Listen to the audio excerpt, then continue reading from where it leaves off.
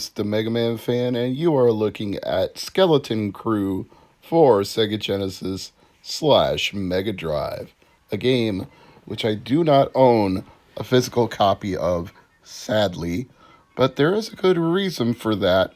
It is a late 90s Sega Genesis release. Earliest possible date it came out was 1995, but that may have been at the same time it came out on Commodore Amiga because I believe this was ported from Amiga to Genesis. And why do I say that? Because the only entries I could find on Wikipedia were for Commodore Amiga, and the Genesis listing doesn't even exist. This game is, to say the least, obscure, and to say the most, unknown. And because of that, because of its low print run and obscurity, it is now well in demand for Sega Genesis collectors, commanding $60 loose on average, going as high as 80 or 90 in some cases. Complete inbox and manual, it's $190, and for really not much more than that, if you could find it new, $230.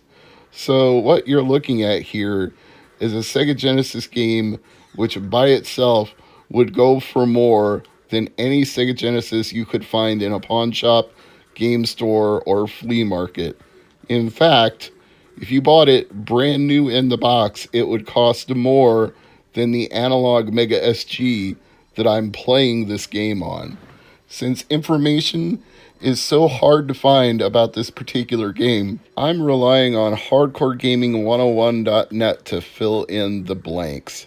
So, I will quote from them in brief to let you know what exactly is going on here. There's a quote-unquote comic with a K at both ends inside the manual, which says, in the not-too-distant year of 2062, Mr. Cadaver, former mortician and leader of the Deadly Enforcement Aggressive Destruction Incorporated group, DEAD for short, takes control of a cryogenics plant in Cyro City to convert it into a factory called Monstro City that produces the so-called psychogenics mutants. Again, with a funky spelling there, Psykogenix, psychogenics mutants. The only ones who can stop him are a multinational group of mercenaries called, you guessed it, the Skeleton Crew. They are our protagonists. Spine, rib, and joint. Yes, they are literally named after bones. And it looks like a skeleton when you die, as you can see here. You can move around his respawn point, or her respawn point, or their respawn point, depending on which one of these three skeletons that you seem to play as. They have different abilities.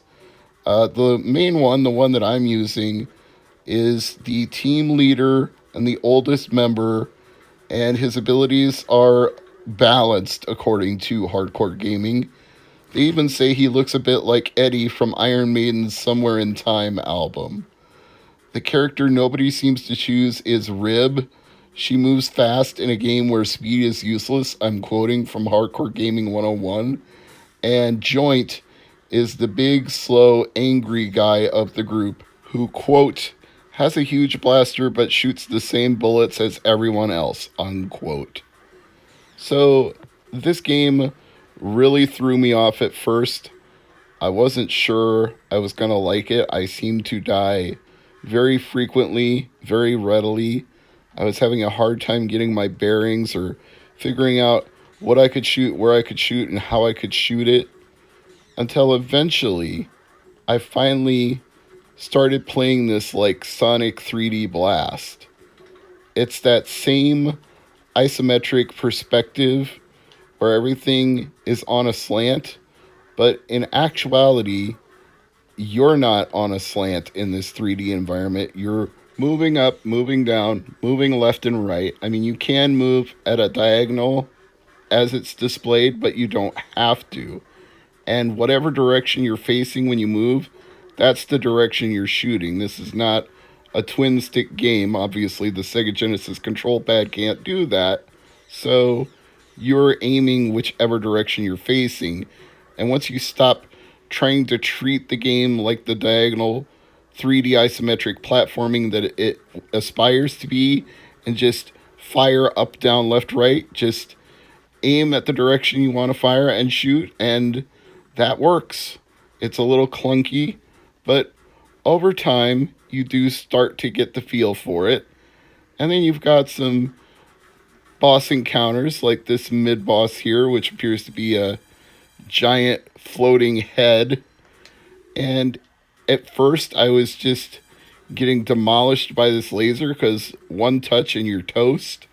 But then I realized this boss is actually kind of on the stupid side because he can't float all the way to the left or all the way to the right. So if you just stand all the way to one side and pepper away with shots, you can destroy the left hand side.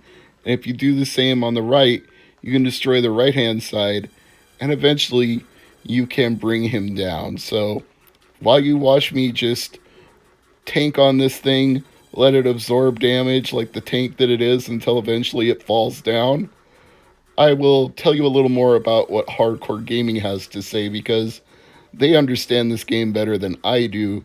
They actually apparently have a copy of it, whereas I just have to play it off my SD card. There are no other upgrades other than grenades and bullets, which are limitless.